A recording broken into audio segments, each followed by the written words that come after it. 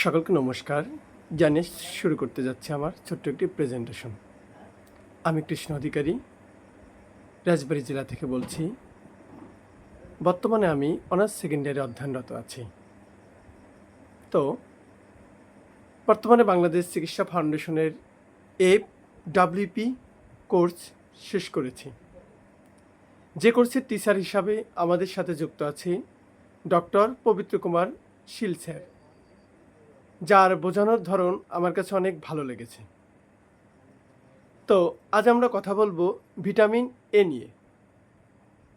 তো ভিটামিন এর অভাবে আমাদের শরীরে রাতকানা রোগ হয় এবং দৃষ্টিশক্তি কমে যায়, এবং ত্বকের জন্য ভিটামিন এ খুবই গুরুত্বপূর্ণ ভূমিকা পালন করে।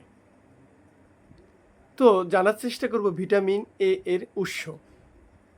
যেমন আমরা ছোট মাছ থেকে ভিটামিন এ পেয়ে থাকি, এবং কলিজা, গাজর, কড মাছের অয়েল থেকে, বিভিন্ন মাধ্যম থেকে আমরা পেয়ে থাকি ইত্যাদি।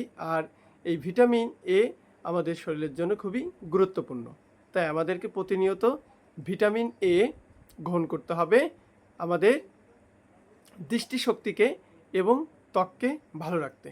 সকলেই ভালো থাকবেন। ধন্যবাদ।